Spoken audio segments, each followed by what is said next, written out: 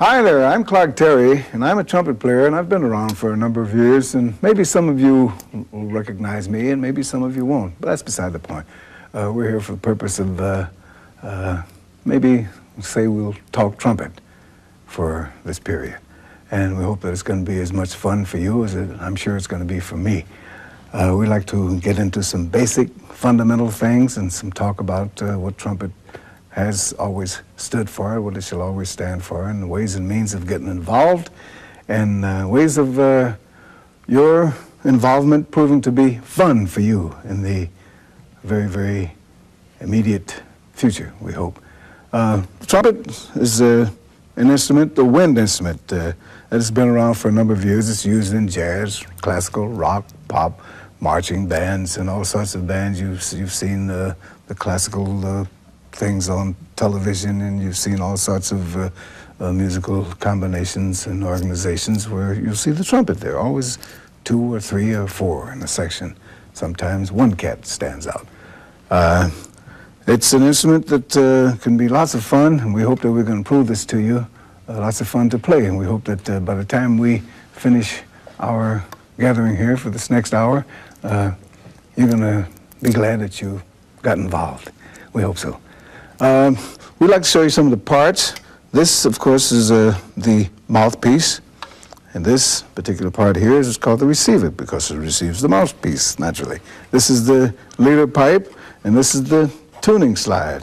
The farther out it gets, the farther out you pull it, the lower the pitch, which makes it flatter.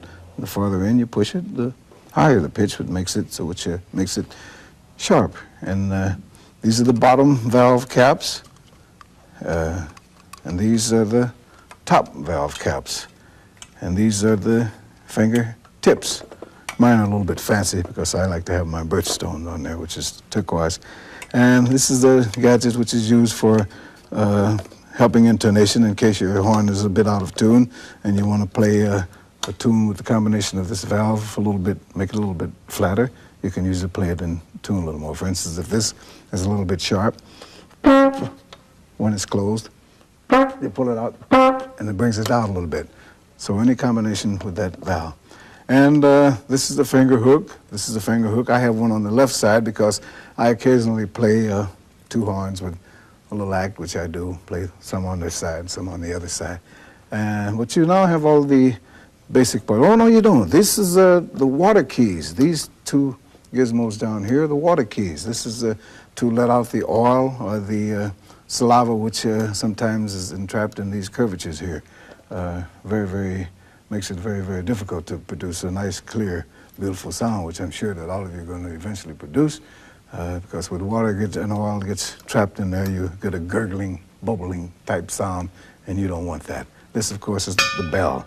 And speaking of the bell, and this being a wind instrument, we have to always remember that when you produce a sound, you must go back to the theory that the sound starts at the sound post, which is the area where the upper stomach walls work in conjunction with the diaphragm. And this is the area where if you were to lie on the floor and watch your fingers go up and down, like that, you'll see that's the area that we're speaking of. That's the diaphragm area. This is where the sound is produced.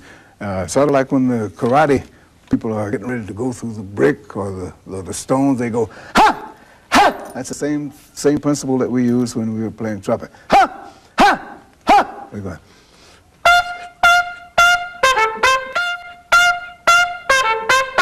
ha, ha, from here, ha! And make sure that it comes from there, because if you direct the air column in any other way, if it should go down, it go, it won't help you in it. You got to make sure that you're thinking upward and outward. When the sound leaves that sound post, bounces right off the bell of that horn.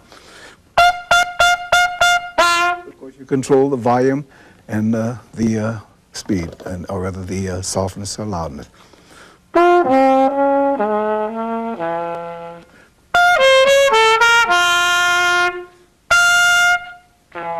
So you can play as loudly or as softly as you can, as you want to. This is why they call it a wind instrument, because it is controlled by the wind that you produce into it.